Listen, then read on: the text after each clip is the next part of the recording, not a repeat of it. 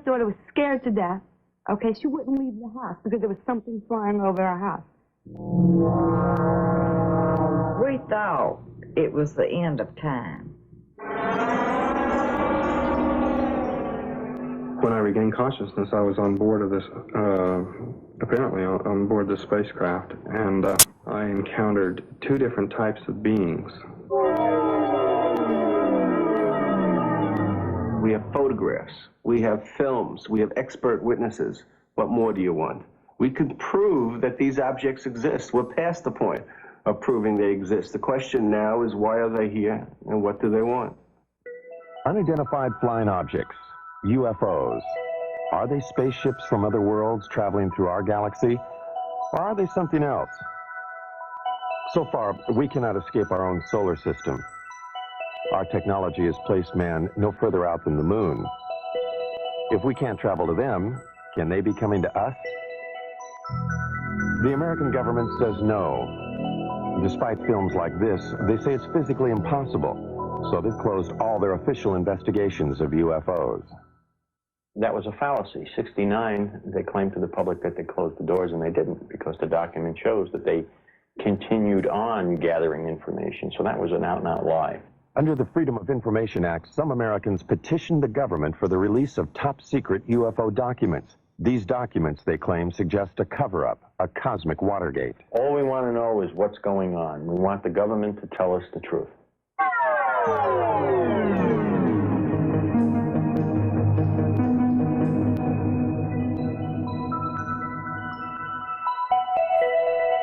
The truth, some believe, is that a higher intelligence from a planet far beyond our galaxy has mastered a technology that makes it possible for them to do things we can only dream of.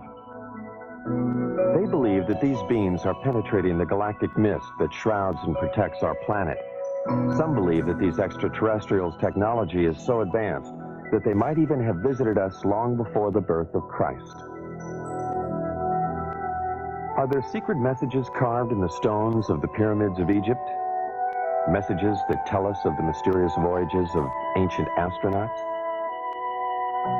On the pyramids of Egypt and Mexico and in primitive cave drawings all over the world, there are carvings and images that many describe as being of intergalactic travelers dressed in spacesuits and helmets.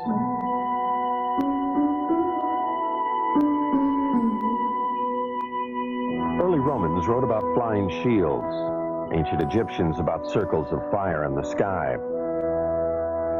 Are these references and these drawings about spacemen or about the gods they worshipped in the heavens above?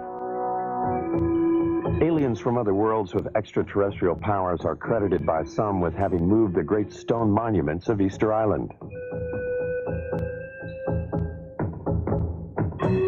Others point to the giant circle of Stonehenge as being a sophisticated astronomical tool, only possible at the time if it were designed by others with a more advanced knowledge of the universe. And then there are the Nazca Lines, an alleged spaceport. These mysterious images, decipherable only when seen from the air, were carved in the ancient times atop a mountain in Peru. Many claim this was a landing area for ETs.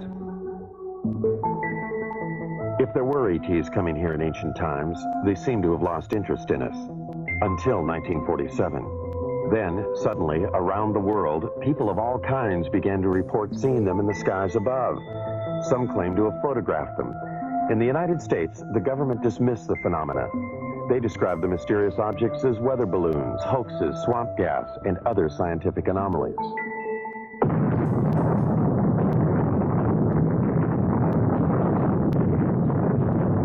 World War II had just ended. A new age had begun at the Alamogordo Flats of New Mexico. The atomic bomb had unleashed an energy that some believed would take us beyond the stars. Reason enough, some say, for those higher intelligences who dwell in other worlds to return for a second look at us Earthlings. They would have to look beyond the shadows of our mushroom clouds. They would need to know what our universal intentions were. In the years after the war, Navy and Air Force pilots regularly reported sightings of UFOs. repeatedly, these sightings were dismissed by the military. One pilot, Captain Thomas Mantell, radioed he was pursuing a UFO. The saucer-shaped craft, he said, was moving at speeds unknown to man. He pursued the craft until his own plane exploded in midair. The Navy investigated the crash and attributed the explosion to the pilots pushing his plane too high and too fast. Others said Mantell was a casualty of an extraterrestrial attack. UFO proponents charged a government cover-up, the first, they say, of many. UFO investigators allege that the government cover-up went into high gear with the Roswell, New Mexico incident in July 1947. Roswell was the site of an Army Air Force base 118 miles from the atomic testing grounds at Alamogordo and only 220 miles from Los Alamos, birthplace of the atomic bomb. On July 2nd, this rancher, Mac Brazel, saw something crash in a field outside town. Brazel died in 1963, having kept a pledge to the Air Force to keep secret the story of what really happened in this field. Brazel talked to only one person about those events, his son, Bill, now 60 years old. He told him that whatever crashed here was something he could not identify. According to my dad, there was a bad thunderstorm the night before. The next day he was out on the ranch and he found this debris. And he picked it all up in his pickup and was talking to people, and of course there was some talk about UFOs. He was going to Roswell, and as far as I know, he got in touch with the Sheriff's Department. They in turn called the Air Force. Then the Air Force got with Dad and swore him to secrecy, and they came out to the ranch and picked up this debris. Major Jesse Marcel, the chief intelligence officer at the base, was assigned the task of collecting the debris from the crash site. His selection for the job, UFO proponents say, is proof that the Air Force knew from the start that It was my knife. I found one piece of what looked like metal anyway. It was not flexible, but it was as thin as a foil in a pack of cigarettes. It was that thin. One of my boys told me, there's something unusual here. He said, I tried to make a dent in this metal. And he says, you can't bend it. You can't make a mark on it. He says, I took a sledgehammer and whammed it. I put it on the ground and whammed it. The sledgehammer bounced off of it. when Major Marcel reported his findings to officials back at the base, they issued a startling press release. They had a flying saucer. The next day, Major Marcel was assigned to take the remains of the crashed objects to Wright Field in Ohio for further examination. However, the plane landed at Carswell Air Force Base in Fort Worth, Texas. General Alfred Ramey took one piece of the object off the plane and called a press conference. Then Major Marcel was given different orders by Ramey. He was not to continue on to Wright Field. He told me not to say anything. He says, I'll handle it from now on. And that's exactly what he did. When he came out, he said, he told the press that was there, he said, that was nothing but a weather balloon, crashed weather balloon. Marcel, under orders not to say what he believed, only recently spoke out against the Air Force's revised story. It was definitely not a weather balloon. And it was an aircraft. So what it could have been, I wouldn't know. I still don't know. Mac Brazel, who had a rancher's knowledge of such things, told his son that, like Major Marcel, he knew the object was not a weather balloon. He said that's what the Air Force tried to make him believe, that it was a weather balloon. And he said, Bill, he said it was not a weather balloon. He said, I don't know what it was. But he said it was something altogether different and much bigger. If extraterrestrials are going... Philip Klass, a military expert, disagrees. The fact of the matter is that it was not a weather balloon as such. It used a weather balloon as a vehicle, but what it was is called a radar corner reflector.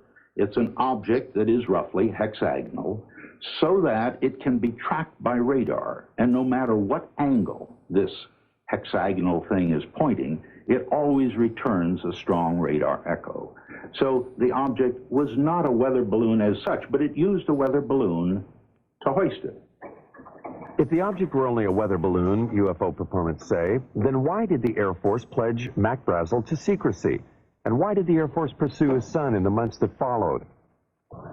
Only 22 years old at the time, Bill could not help but be intrigued by his dad's discovery of the strange materials in this field. He searched for and found some remnants of the crashed object.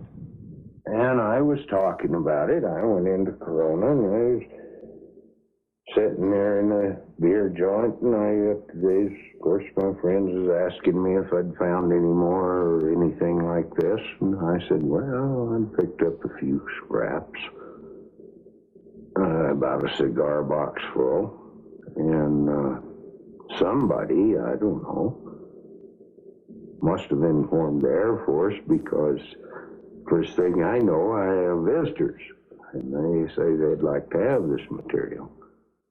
And they didn't tell me they'd confiscate it. They just said, well, like we're going to have it one way or the other, you know.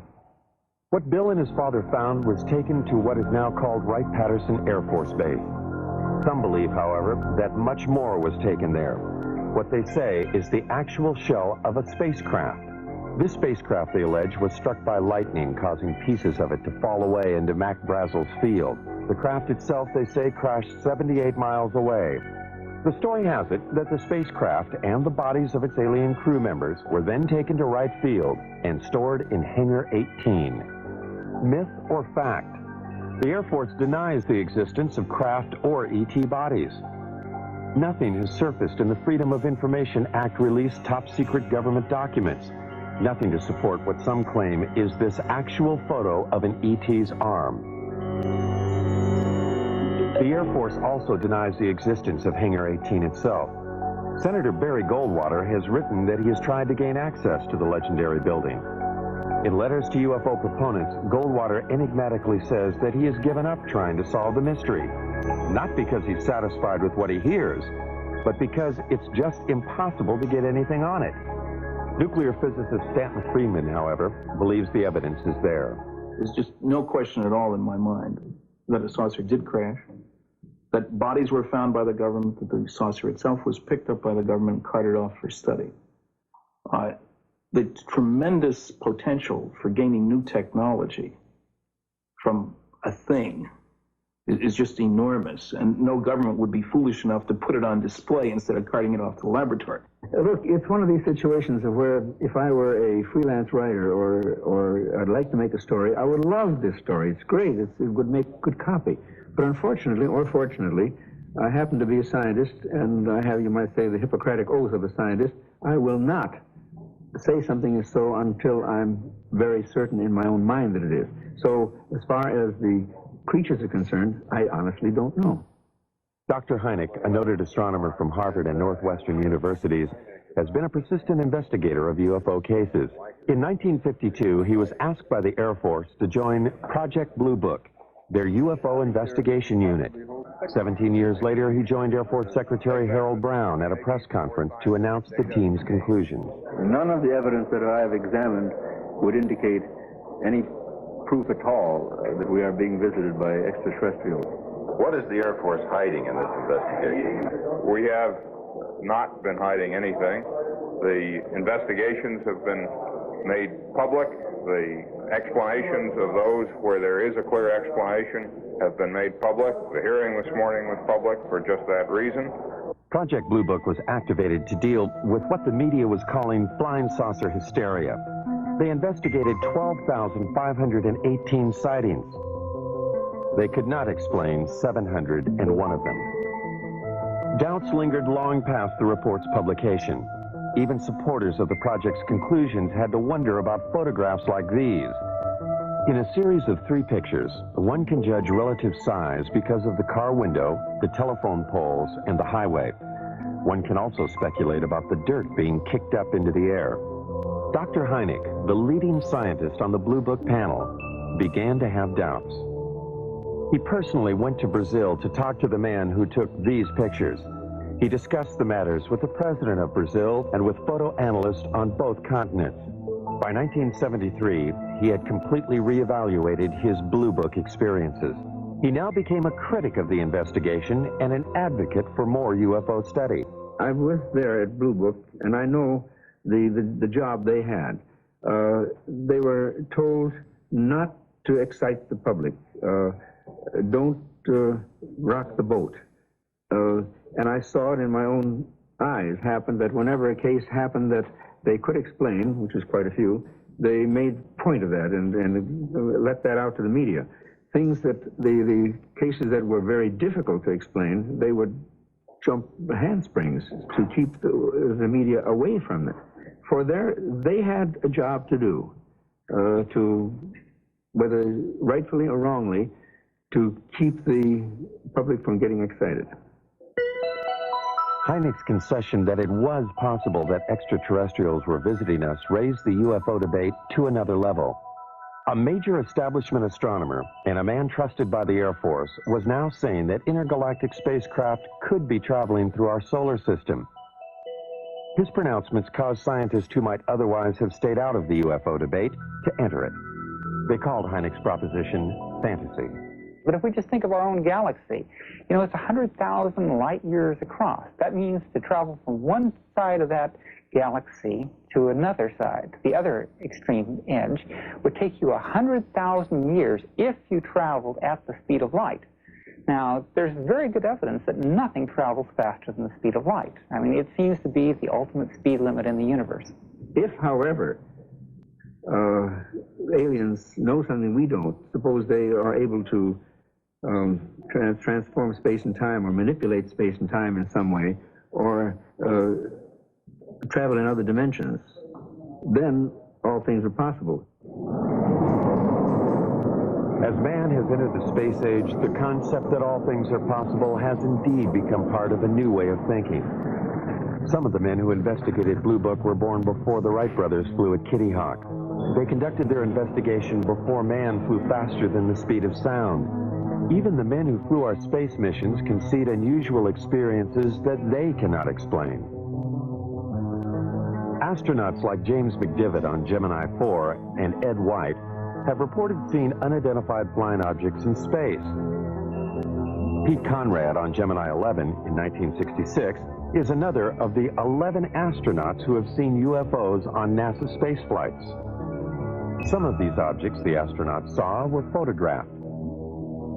NASA has called some of these sun flares or space debris. Some are still labeled unidentified.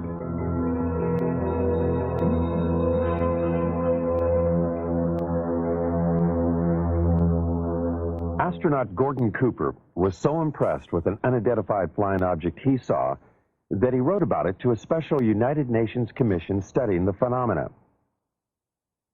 He wrote, "I believe these extraterrestrial vehicles and their crews are visiting this planet from other planets, which obviously are a lot more technically advanced than we are here on Earth." Recently, Cooper reversed himself. He does not now believe that what he saw was an extraterrestrial spacecraft. Another of the original Mercury 7 astronauts, however, has not changed his mind about what he saw on a test pilot flight in 1952. Deke Slayton. As I closed on this thing, well, it looked like a weather balloon, and that's what I presumed it was. And I had plenty of gas and time, so I decided I'd just come back around and make a pass on it. And I got around where I should have been coming back on this thing. All of a sudden, it didn't look like a balloon anymore. It looked like a saucer sitting on edge, about a 45-degree angle. I didn't have any gun camera film on board, unfortunately, or I'd have shot some pictures of it. And about that time, I guess whatever it was, for whatever reason, it took off climbing at about a 45-degree angle and just accelerated and disappeared. And I obviously couldn't follow it with an old piston engine fighter. So I turned around and went home. Some UFO observers, however, have had camera and film on hand at the critical moment. This footage was shot from a helicopter off Catalina Island in 1966. Some say this is a single-wing aircraft. This film was shot by the coach of the Great Falls, Montana minor league baseball team in 1950. The Air Force says it is a picture of two aircraft. This film was shot by a newsreel unit in Guatemala in 1976. Some say this is also an aircraft.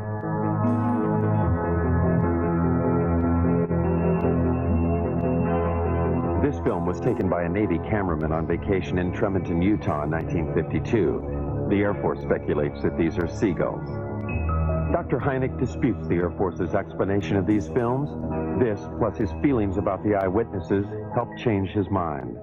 I began to get certain doubts because not so much of any specific case, although there were quite a few, it was the people themselves. I said to myself, well, now, come on, how much longer am I going to call these people crazy? And when I changed my glasses, you might say, a little bit, and took a view that maybe these people aren't crazy, and began to realize what sort of people they were, the people who would be accepted in any court of law as a witness, let's say, good, solid people, I said to myself, well, the time has come to maybe change my attitude. It was Hynek who coined the expressions close encounters of the first, second, and third kinds. A close encounter of the first kind is one that centers upon a visual sighting. Hynek investigated first-kind encounters in 1983 in New York State. Local residents and commuters just 40 miles from New York City had been reporting sightings of an unusual object in the night skies for over a year and a half. Sightings were reported on at least 50 separate nights during the 18-month period. Over 9,000 eyewitnesses, lawyers, teachers, CPAs, advertising executives, nurses, and factory workers reported seeing the unidentified phenomena. Newspapers and television almost weekly carried reports of the sightings. From different places throughout the area, eyewitnesses all reported seeing the same thing. I looked up, and right over my head, virtually, and it wasn't far off, it was right over my head and very still, there was a rim of light in the shape of a triangle. It was just a tremendous object. It was anywhere from wingtip to wingtip, about 50 or 60 yards. These were very, very unusual lights. I've never seen anything like it in my life, and so I pulled my car over, and I had to take a look. I mean, he would drive down the road and look up in the sky. Some people, like Bob and Lori Pozzioli, were determined to film the object. And then one night, he spotted this one round object. And that's when he called me, and he said, quick, let's get the camera. And we did. Oh, good God. I don't know. Not quite. I'm going to tell you something, honey. I don't know what the hell it is. It's rotating. Bob and Lori photographed this unidentified flying object near their home in Brewster, New York. Bob is a vice president in a Manhattan computer firm. Some of their friends and Lori's parents thought they were crazy, despite this photographic evidence. Yeah, it's turning very, very slowly. 9,000 odd people have seen this thing, or whatever it is, and they all just can't be crazy. Bob and Lori have two children. They are concerned about what they saw in the sky. They also wonder why the government hasn't investigated the event.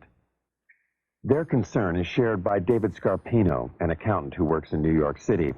Scarpino, a family man, has publicly called for a government investigation. He and others, like Bill Healy, a meteorologist at the county airport, made this demand at a town meeting. Public furor has been led by County Clerk Dennis Sant. Sant feels that a government investigation is indicated by the fact that eyewitnesses have all reported seeing the same thing. You know, the movement was almost like a probing movement. It was very slow, and it stopped periodically and stationary, where it just came to a standstill, and then it would move to another position, and the movement from one position to another was just extremely slow.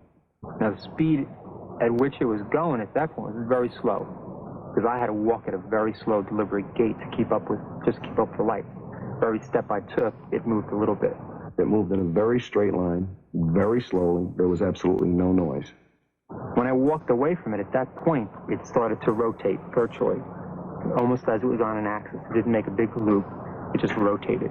It appeared, as I said, to rotate in the sky, change lights. Aircraft, I don't care how well precise you want to be in flying those suckers, you're not going to be able to make them move 90 degrees. All right, this thing did apparently rotate. You can't do that with aircraft. Could it have been an aircraft or many smaller light planes flying in formation? The media attention given the sightings prompted 6 pilots at a local airport to try to prove that it could be just that. Amused by the idea of UFOs, the pilots planned and flew at least 18 daring nighttime missions, flying in formation, sometimes without lights.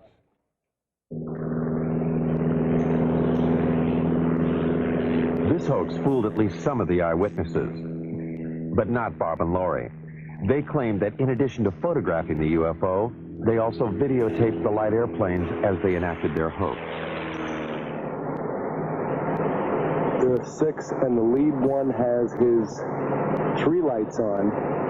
Everybody else only has 2. Did you hear the engines? Some UFO investigators agree that many of the reported sightings were probably of the hoax. But some eyewitnesses, they say, were clearly able to differentiate between the hoax and the unidentified object. As it was coming over, there was a star in the sky, and as the lead light went under that star, right behind it, you could still see the star, which meant it was not a solid object. And as it was going overhead, you did hear engines. All right, now, what kind of aircraft engines, I don't know, but you did hear aircraft engine noise. Engine noise, different lights, and different flying movements, UFO proponents say, clearly make the airplanes IFOs, identified flying objects. But this object, or objects, remains unidentified for many. Some eyewitnesses refuse to accept the possibility that these are also the lights of the airplanes. I know what it wasn't. It wasn't an ultralight. It wasn't a blimp. It wasn't gas. No one's tried to tell me what it was, but I know what it wasn't. Investigators have subjected the videotape images of the hoax and the unidentified lights to various computer analyses. By digitalization of the images, they hope to be able to determine if the area between the lights of the UFO was solid, indicating one craft. The airplanes, they hope, would show night sky in the center of the lights. Physicist Al Hibbs. Pictures like this, night sky, a few lights, taken with a television camera that was perhaps being moved, not deliberately, but accidentally while I was taking the pictures. There's really nothing you can say about these things. In one case, a very good explanation is offered, and I see no reason to disbelieve it. In the other case, there's no explanation. I certainly can't offer one. I would love it if some UFOs were extraterrestrial objects being piloted by extraterrestrial beings. I think that'd be the most marvelous discovery of the history of man. I'd love to have that be true. So I'm not going to say that foreign objects, artifacts made by intelligent creatures in the solar system, I'm not going to say that's preposterous. I'm going to say it is so unusual, so immensely important, that I'm not going to assign any sightings like this to that phenomenon without a lot more data. Insufficient data, the object remains unidentified. For government officials, therefore, it is of no consequence. But for the New York eyewitnesses, the question of what it is remains. They find the government's apparent lack of interest puzzling.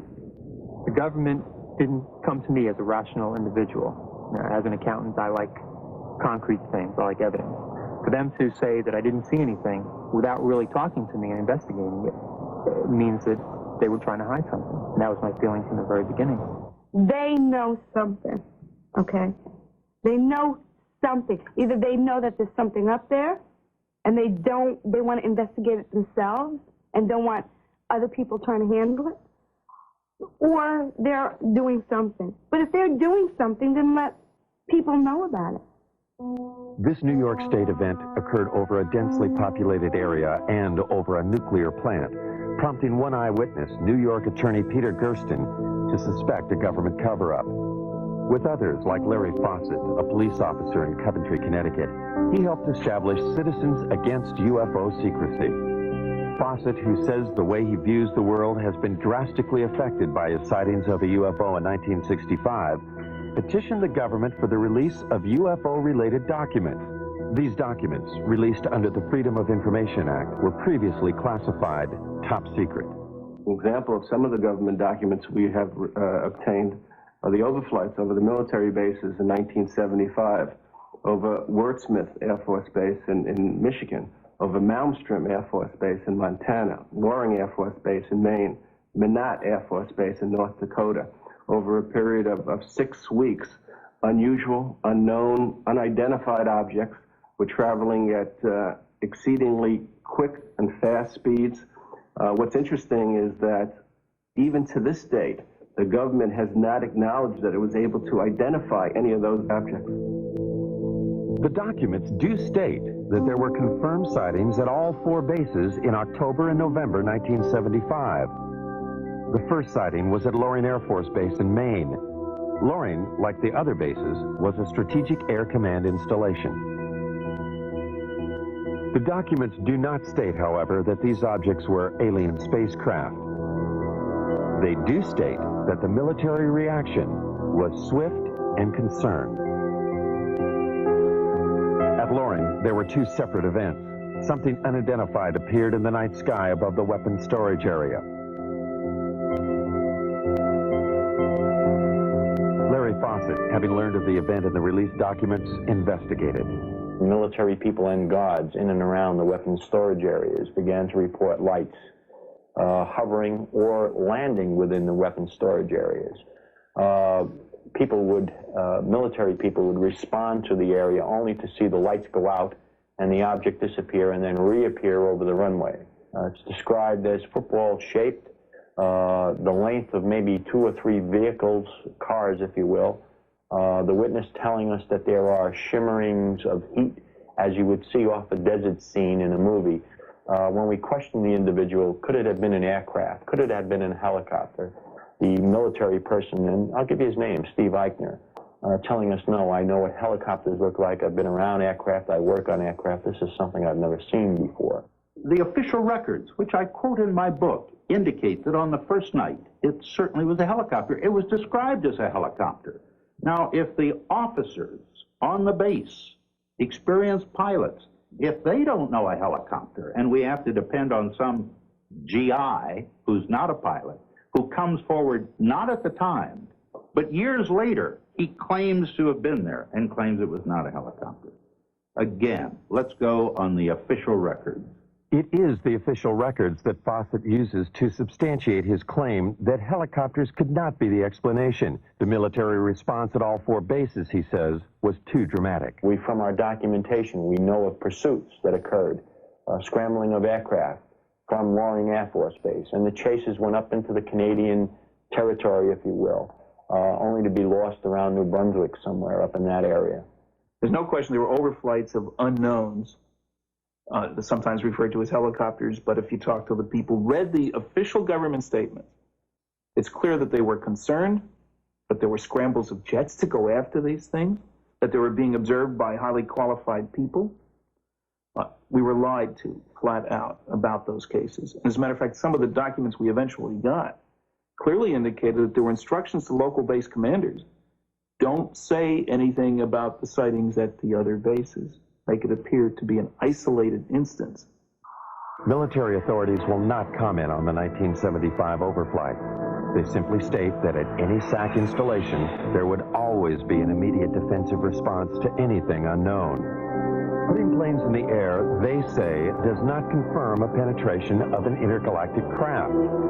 Citizens Against UFO Secrecy, however, refer to other documents they've gotten released by the Pentagon to prove their claims. In May of 1985, we've gotten a document that was classified top secret in 1948, and about a month after its release to the other agencies, its distribution, it was ordered, recalled, and destroyed, each and every copy. One copy was kept, and it has remained top secret, classified top secret for the last, 40 years almost. And in the document, the government acknowledges back in 1948 the existence and reality of the objects. The official military position about any document issued before the Project Blue Book investigation is that Blue Book later explained them. This includes a startling document written by a Canadian. Wilbert Smith stated flat out in his top secret memo, and I think it was declassified by mistake, frankly, that this is the most classified subject in the United States, even more so than the H-bomb, and that flat out, flying saucers exist. This is the opinion of one man, a Canadian officer, in 1947.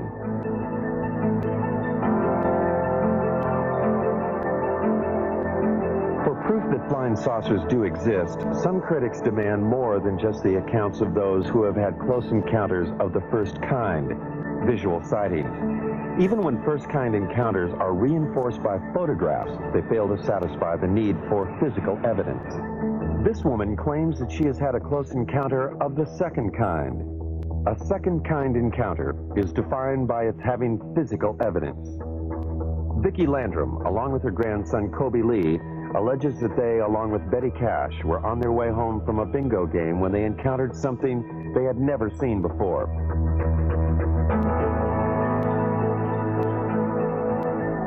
The alleged event took place on December 28, 1980.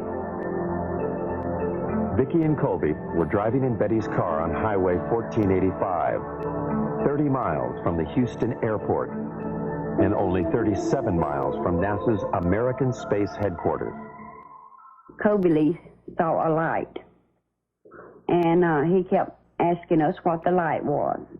And he kept pulling my face around and asking me, "Mama, what is it?" And I said, "Honey, I don't know." And Betty said, "I believe it's getting closer." And I said, "Well, it kind of looks like it," but we had no idea that we were going to get hurt. I would say within an instant or so, all of us noticed it because it lit up the entire sky. There was no way you could have missed it. It looked like the woods were being set on fire. And inside the car, it was so hot till my handprint is yet on the dashboard of Betty's car. They got out on their side of the car. I stepped out on mine. I stood behind the car door for just a second or so, and I walked toward the front of the automobile. I stood there for just a short time, I don't know how long, trying to see what I could figure this object out to be. It was diamond-shaped. It didn't mean it was sharp up here and sharp down here. It was kind of round, and the fire come out the bottom of it. But here was this huge object and flames shooting from it. And they weren't just small flames. They were gushing from it. And Kobe was hanging on to me. And he was trying to get, he started pulling away from me, and I pushed him back in the car, and I got inside the car and put my arm around him and hugged him up real close to me. We thought it was the end of time. I says, Kobe, don't be afraid. I said, if you see a man, it'll be Jesus. And I said, he will come to carry us to a better place. He will not hurt you. It was just burning. It was just too much heat. I could not tolerate it. So Vicki screamed and begged for me to get back in the car. Well, I did, but I had to use the end of my leather jacket in order to open my car door to get back in. That's just how hot it was. And when the object lifted and slowly moved over to the right of us, her and Kobe saw some helicopters. There were so many of them, it sounded like a tornado. And we counted 23. I counted 22, really. But Kobe said, there's one more. And I said, yeah, baby, that makes 23. And there were helicopters on both sides and also over the top of the object, or like they were trying to hem it in. The only apparent proof the women have for what happened to them is the illness they claim they suffered as a result of the encounter. It is the record of these illnesses that made this an encounter of the second kind. My eyes were burned so till they were swelled, and they were tearing till I could lay down at night, and the next morning my pillow would be completely wet, and I couldn't hardly see anything. Vicki was treated for burns, and she and Colby Lee suffered long periods of nausea. Betty Cash was hospitalized immediately after the event. She suffered severe hair loss and was also treated for burns and nausea. Since then, she has been hospitalized several times. It was the first time that I went into the hospital. They were treating us as burns. But then, after they found out really what had happened, then they started treating us as radioactive burns. And since, I have had cancer. Betty's hospital records do not explicitly state that she was treated for radioactive burns. They do state, however, that she exhibited the symptoms similar to someone who might have been exposed to a radioactive element.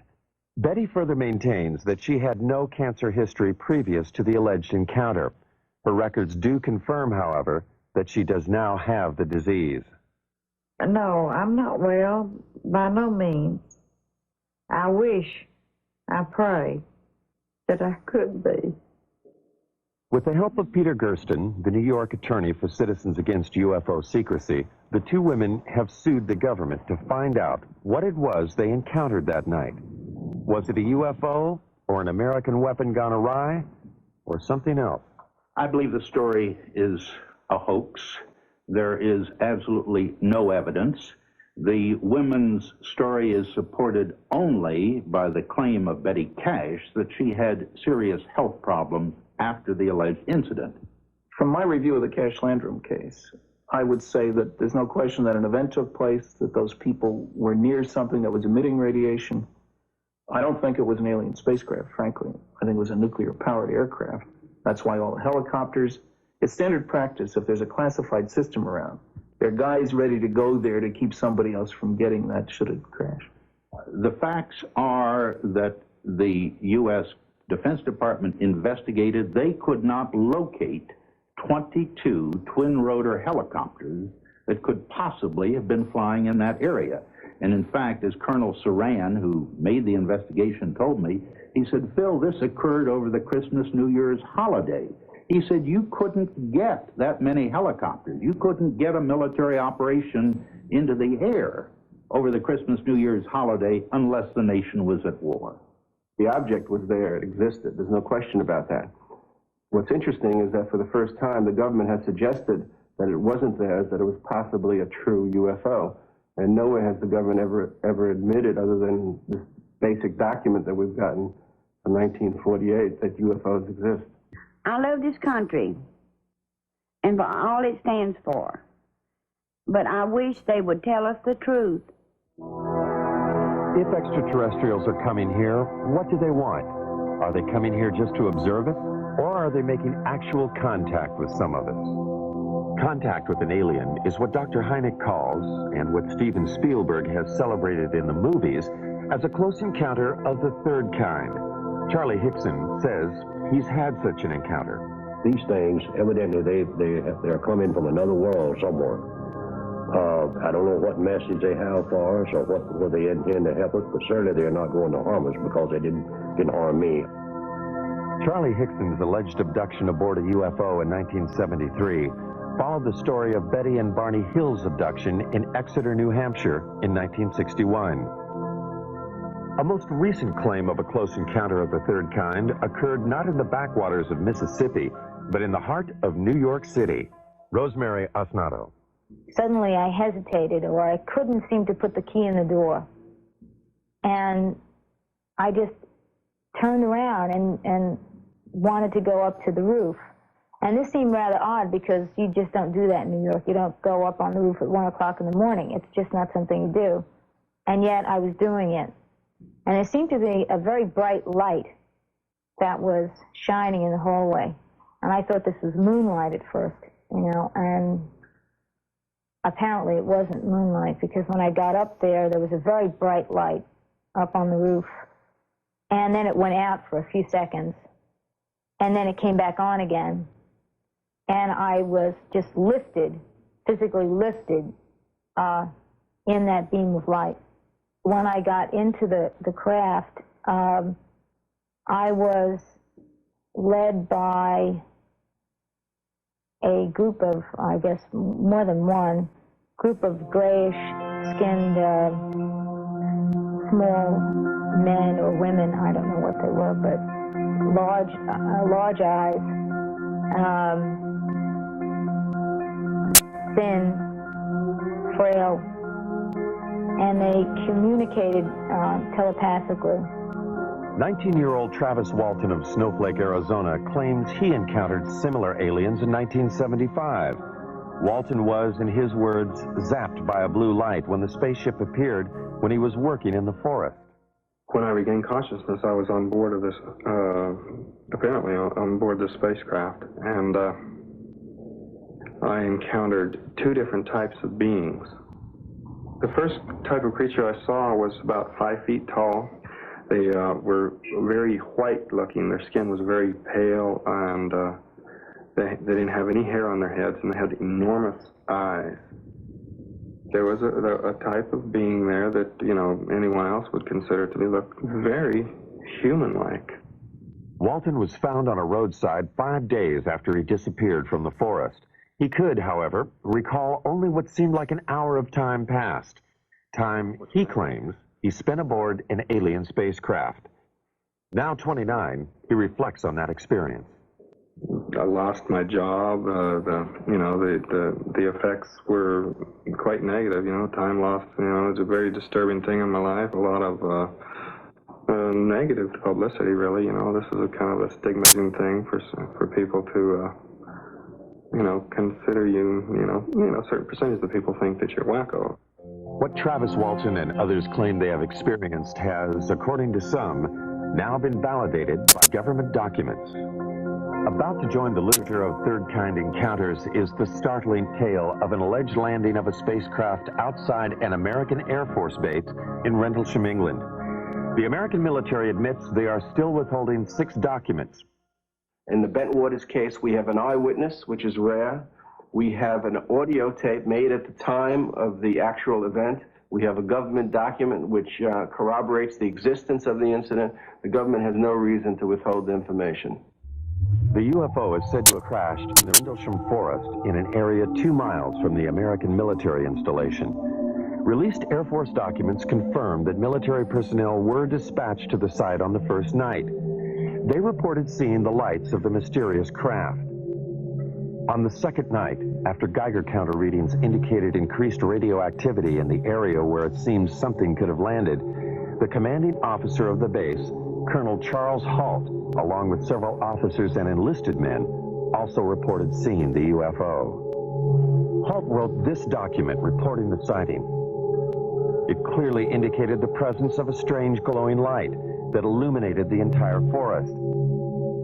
It tells of pulsating red and blue lights and of the objects disappearing.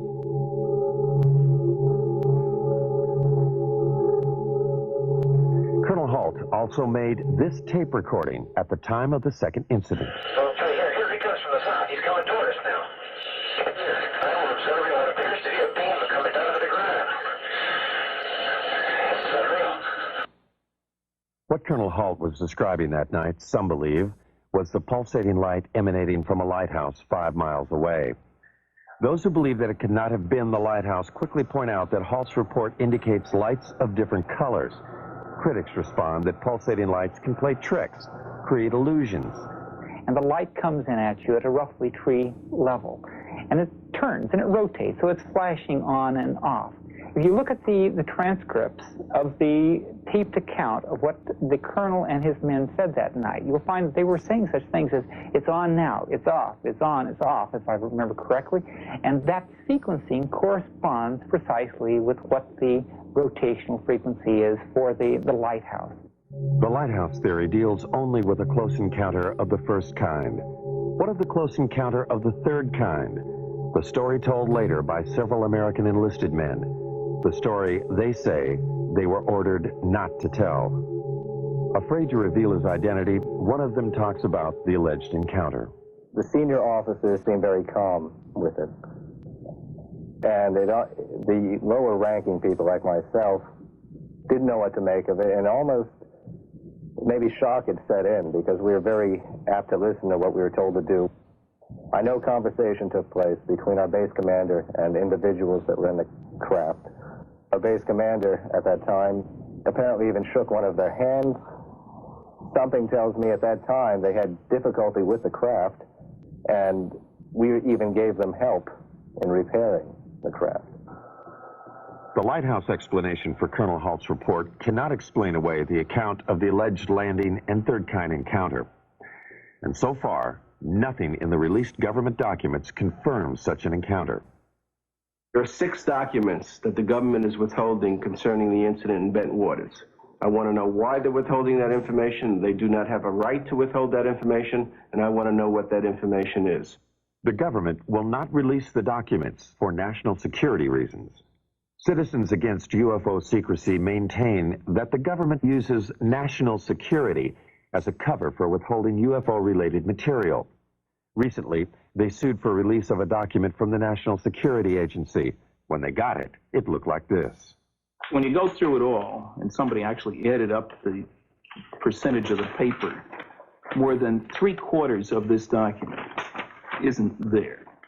It means quite clearly that there is a cover-up. Anybody who says the government isn't holding anything back has to say, well, except for that stuff they won't release. I mean, this is a UFO document. It tells about NSA information about UFOs. Now, on the one hand, the government is still saying UFOs don't exist. Now, if UFOs don't exist, how can they affect national security? The government maintains that what is in the censored and unreleased documents is information that does not support the existence of extraterrestrials, but rather information that, if released, would compromise our own intelligence network. Much of the information in those UFO documents, the government claims, has to do with how we intercept and decode Soviet bloc messages.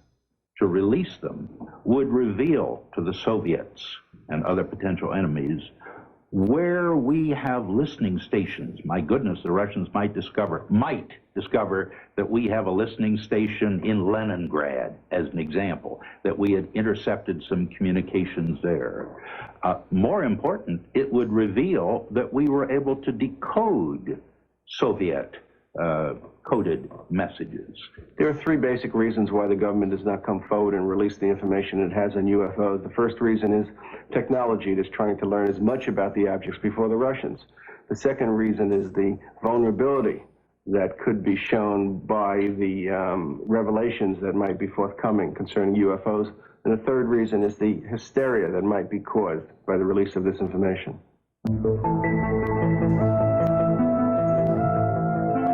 Are these spaceships from other worlds? Are we being visited by intergalactic aliens with a technology and civilization that dwarfs ours? Most scientists say no, they are not, because they cannot.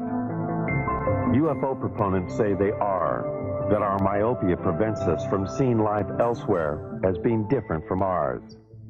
I think one should also point out, as Arthur C. Clarke has said, that when we look for life elsewhere, we should not look only for life as we know, but life as we don't know. And he went so far as to say we should even look for life as we can't understand it. We are now only beginning to free ourselves from the gravity that binds us to our own planet. A new generation of Americans, those born in the space age, demand new answers to old questions. More receptive to the possibilities, they want to know, are we being visited by intergalactic travelers? They have joined their voices to others asking, what's going on? Is there a government cover-up? Do the unreleased documents contain evidence that proves that UFOs over our nuclear plants and air bases are actually from other worlds, or are they from earthly neighbors? Most scientists agree that there is life in the universe, but that it cannot travel here. They hope only to communicate with that life with giant radio telescopes. These scientists believe that what is being hidden in the government documents is probably not secrets of other worlds, but the secrets of an earthbound Cold War. Either way, we want to know what's going on.